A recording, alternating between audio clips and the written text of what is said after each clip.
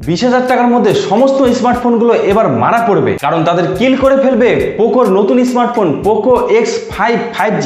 যে ফোনটি অলরেডি ভারতের বাজারে লঞ্চ হয়ে গেছে 14 মার্চে এবং বাংলাদেশের বাজারেও খুব শীঘ্রই ফোনটা লঞ্চ হতে চলেছে। আর এই ফোনটার প্রাইস আমরা একটু পরে জেনে নেব। তার আগে এই পোকো X5 5G ফোনটাকে কেন আমি কিলার ফোন বলছি, আর এই ফোনটাকে ওভারঅল স্পেসিফিকেশনের উপরে বিচার করে যদি আমরা রেটিং দিই, তাহলে এই ফোনটা 5 স্টারের মধ্যে কত স্টার পাবে এবং এই ফোনটা ভ্যালু ফর মানি কিনা তা জানার জন্য এই ভিডিওটি আপনাকে সম্পূর্ণ দেখতে হবে। তো বন্ধুরা, আপনাদের চ্যানেল টেকটিক্স বানা, আমি দীপঙ্কর আর সন্ন্যাসনা করে আছি। ভিডিও শুরু করছি। প্রথমত এই ফোনটাকে ভালো ডিজাইন দিয়েছে পোকো, যাকে বলে একদম কিলার্স লুক। কিন্তু এই ফোনটার ডিজাইন আপনারা খেয়াল করেন, নতুনত্ব কোনো কিছু আমরা এর মধ্যে পাচ্ছি না। পোকোর আগের যে সমস্ত মডেলগুলোতে আমরা ডিজাইন দেখেছিলাম, ঠিক হুবহু ডিটো কপি করে বসানো হয়েছে। Same plastic body, plastic frame এবং প্লাস্টিকের ব্যাগ পাচ্ছেন, যেখানে ম্যাট ফিনিশ দেখতে পাচ্ছেন। এবং পোকোর ক্যামেরা মডেল যেরকম রাখা ঠিক তেমনই রাখা হয়েছে। ফোনটি যথেষ্ট স্লিম আছে, 7.9 mm এর চড়া এবং ওজনও খুব হালকা, 181 গ্রাম এই ফোনটির ওজন। অর্থাৎ হ্যান্ডস ফিল এক্সপ্রেস যথেষ্ট ভালো পাবেন। আর ফোনটিকে 3টি কালারে দেখতে পাচ্ছেন, নীল, কালো এবং সবুজ। হ্যাঁ, হলুদ কালারটা এখানে মিসিং আপনারা দেখতে পাচ্ছেন। দ্বিতীয়ত এখানে আপনারা একটি কিলার ডিসপ্লে পেয়ে যাচ্ছেন, যেটির মাপ হচ্ছে 6.67 ইঞ্চির full HD AMOLED dot display. 1200 nits পর্যন্ত এর টপ ব্রাইটনেস পেয়ে যাবেন। আর ডিসপ্লেটির সামনে গোয়েলা কালার 3 প্রোডাকশন আপনারা পেয়ে যাচ্ছেন।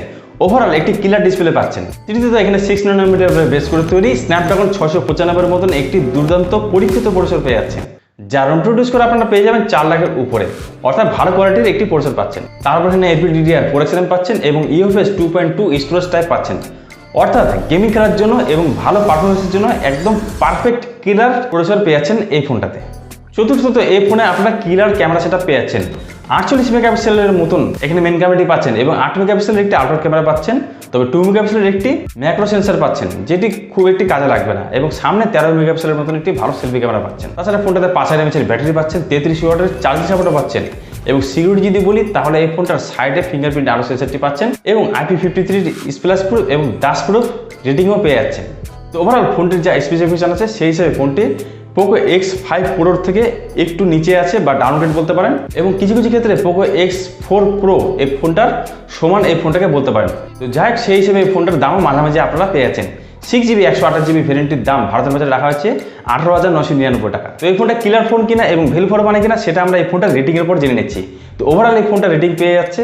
ডিজাইন এবং লুকসে এটা 5-এ 3 স্টার পাচ্ছে। পারফরমেন্সে এই ফোনটাকে আমি 5-এ 4 স্টার দিচ্ছি। এরপরে সিকিউরিটি এবং বিল্ড কোয়ালিটিতে এই ফোনটাকে আমি 5-এ 3 স্টার দিচ্ছি। তবে ডিসপ্লেতে এই ফোনটাকে আমি 5-এ 5 স্টার দিচ্ছি।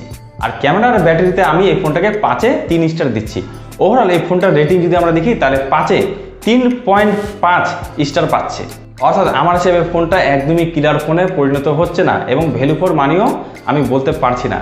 তো আপনাদের কি মতামত অবশ্যই আপনারা কমেন্ট করে জানাতে পারেন। আর এই ফোনটা কি এই দামে আপনারা নেবেন, সেটা কমেন্ট করে জানাতে পারেন। আর ভিডিওটি ভালো লাগলে অবশ্যই লাইক করতে পারেন। আর এই ধরনের ভিডিও ভালো লাগলে চ্যানেলটিকে সাবস্ক্রাইব করে তার পাশে বেল আইকনটি ক্লিক করে নোটিফিকেশন অন করে রাখবেন। বাস এটুকুই। তো আজকের ভিডিওটি এখানে রাখছি বন্ধুরা, দেখা হবে আপনাদের সাথে নেক্সট কোনো ভিডিও। আজকে টাটা, বাই বাই।